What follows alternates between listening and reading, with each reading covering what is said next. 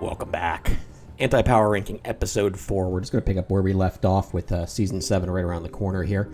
Remember, the point of these videos here is to detail things that you may not know or problems you're going to run into. We're not really ranking how the class plays or, well, sort of how it plays, I guess, but we're not giving a gear overview, a class overview, a build overview. This is just, hey, look out for these things if you plan on playing this class because they probably aren't talked about in many other guides.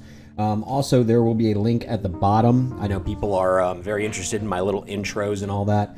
If you want to hear me talk actually history, politics, I don't know, economics, law, whatever you want, there will be a link to my old YouTube channel down below. I think there's still like 35 subs left on that or something.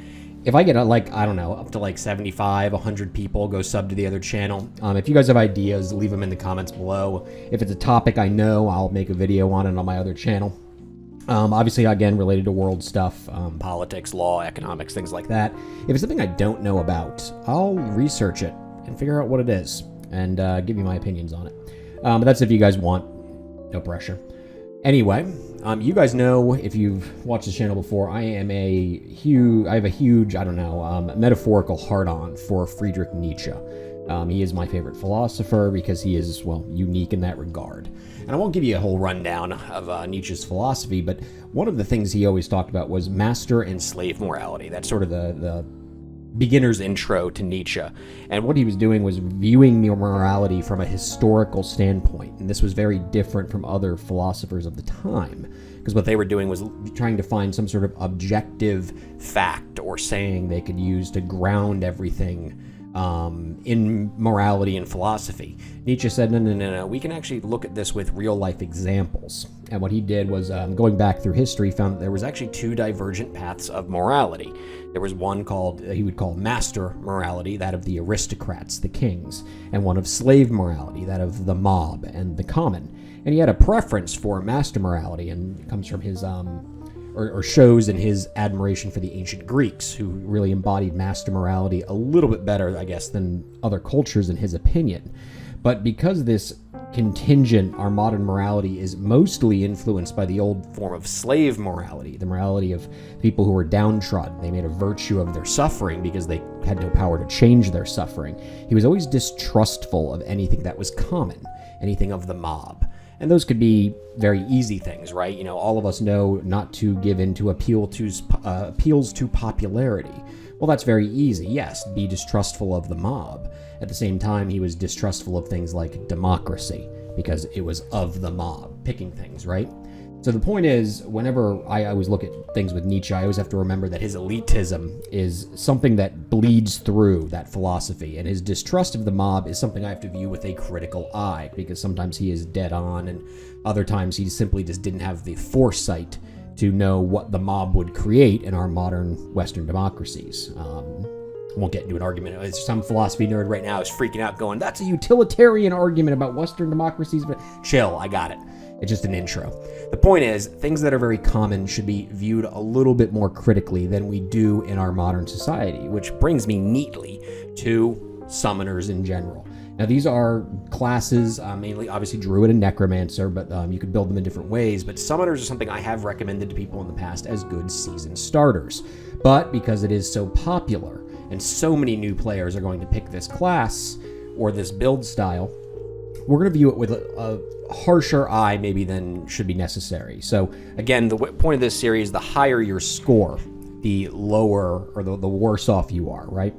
We're talking about things that are problems, and you're going to get 1 point for a massive concern, 0.5 for something you should really consider strongly, and 0.25 for any of the little stuff that people might find a minor inconvenience. So when we're talking about summoners, and you'll see the background video here, the first thing I want to go over is the mercenary. That is incredibly necessary to a summoner build. If you are a super casual player, you will never get that burr rune or that burr rune worth of value for your beast. This is really not a great class.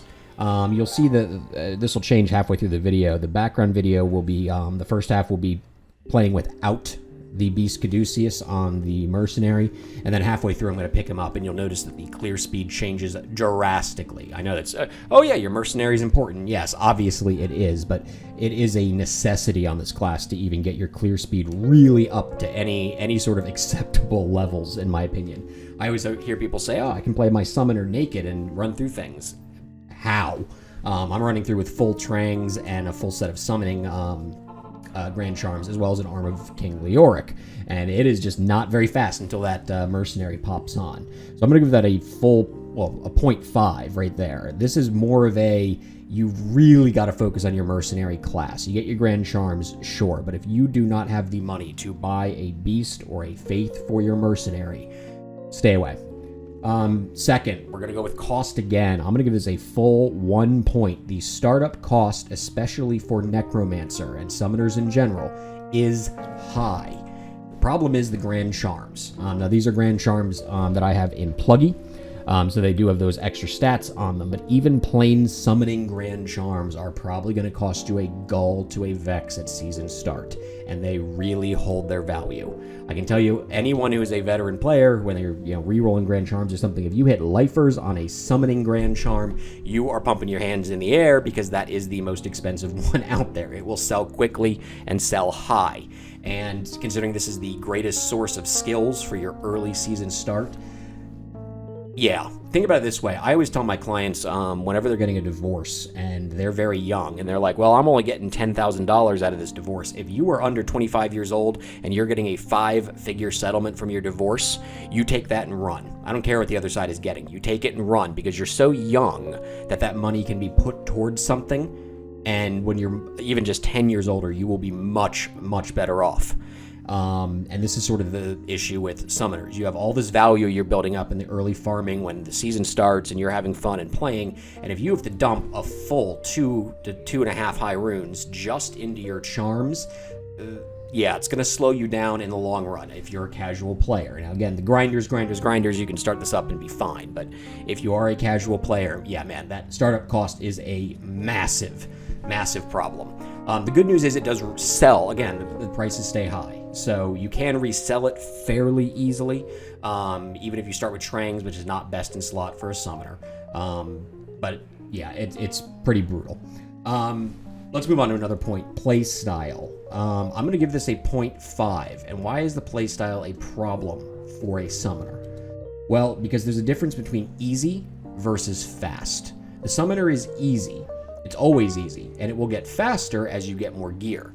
But one of the things I disagree with people on this, but the community in general really likes power creep. I know they won't say that out loud, but you can tell from how they complain about Boazon that people in this game really enjoy power creep. They don't just want things to become easy or fast. They want it to be fast and easier. It's really that easy element that where they're talking about with power creep. They want to feel that moment where instead of having to pump off 4 shots, you only have to pump off 2. And that's what really gets people jazzed up about power leveling and going to these insane lengths to GG out your character with PD2. The Necromancer doesn't, especially the Summonmancer, doesn't really get that. It is always easy. You do get faster as time goes on, as you get +1 skill corruption and things like that, but man, it is just, it's boring. It is. It's straight up boring. It's a great class to play if you have a baby on your lap, or a cat on your lap, or a dog on your lap, and yeah, you don't have a lot of time, and you just want something easy to do, but it's a unique play style. It's an acquired taste, and you kind of, it's going to be your main for the season, you kind of have to commit to it, and eventually that will get boring to a lot of people. So it's sort of a double-edged sword when I recommend it to new players, and then they pick up a summoner, and then it's just, they fizzle out. I want to move on to the gear, end game gear, since I did mention plus skill corruptions. The best in slot for summoners is probably going to be things like, a +1 Q Hagens, or a +1 Viper Magi, a +1 Shaco, a +1 Maras, sorry, I probably cannot be frozen Maras now, but you get the point. The gear is going to be expensive, and because so many people are playing it, I'm going to give that another 0.25 on top of just the startup cost. Actually, sorry, I have my notes here. I actually bought that all the way up to a full 1, thinking about how much the gear actually costs in terms of things. I mean, a +1 on a Q Hagens, +1 on a Shaco, those are going to be burr runes. Even in early season, those are going to be burr runes easy. I guess finding a +1 2-socket King of Arm Leoric, that is probably best in slot, but it's like, again, that's still rare to find. I mean, even the Necro shields, you have a lot of options, but really getting skill corruptions plus the rings, you need skiller rings too. The cost of this class has really not gone down the way I thought it should over the seasons. It has remained expensive, and I'm sort of talking myself out of even recommending it as a starter, because it holds value and it's great, but man, it is expensive to start. It is expensive to GG out, and for not a whole lot of power creep, which a lot of people I think like, man, yeah, all you do is get faster. It doesn't get any easier because it's easy from the start, so it's a lot of money to be pumping into a boring class. Next, summon time. All right, if everyone was going to complain about the assassin I made and pre-buffing and all that, well, guess what? You have to do this every single game you enter. 7, 8, 9, 10. 1, 2. There we go. And then you'd have to do your golems, obviously, too. All right, now you're ready to play. That's fun, right? Yeah. I don't mind pre-buffing at all, but again, for the complaints I see on my channel, 0.5 there. Yeah, you have to get, every game you enter is like this. Not a fun thing to be doing. Switch cost. I have switch cost down here as a 0.25. What a lot of people do is you start off with some build, like Summons on, right? And then switch into multi-shot. And that's a very smooth transition because really the only thing you're dumping is maybe your Demon Machine or something on a Summons on. And, if you're using a Fortitude, that Fortitude transitions really nicely into Boazon. Awesome, cool, good go, right? Not so much for Necromancer. Because the weapons, this is one of the classes they really haven't fixed the build diversity on, because there are just built-in items in the game that work for every style. So if you want to switch off of Summons into, say, Teeth, well, there's nothing to do. You have to get rid of the Arm of King Leoric. You can't really sit on it when the Bone Shade exists, right? Now, Bone Shades are not terribly expensive because only Teeth Necromancers use them. Please stop touching that little boy. Thank you. I appreciate you. Thank you very much. But the fact of the matter is, if you're going to switch off this, you need to redo all of the gear. If you're in early season, you can keep your Trangs on, and that'll work for just about everything. But if you're going to GG it out, or even start upgrading off of Trangs, almost everything kind of has to get switched around. You might be able to keep, if you got a +1 Q Hagens, that'll work for anyone, but it's not the easiest class to just transition out of. You do get that. I was going to give it a 0.5, but the resale value on summoning Grand Charms is so stable. All right, you can go off and get your Poison Large Charms if you want to switch to Poison Nova or something like that, and that'll be fine. But it is a consideration. If you buy an Arm of King Leoric, it is only for a summoning Necromancer who wants to summon skeletons. If you want to switch to Golem Mancer, you got to redo the whole gear. Lastly, I have a 0.25 on the... I have just listed as noob class. People, the BD2 community is not going to rip on you for playing this. And there are good channels out there. I think Wheat Solo has every day is a new Necromancer testing build video. You can find people who will help you with this. But if you're someone who wants to power level, this is my problem with Necromancer.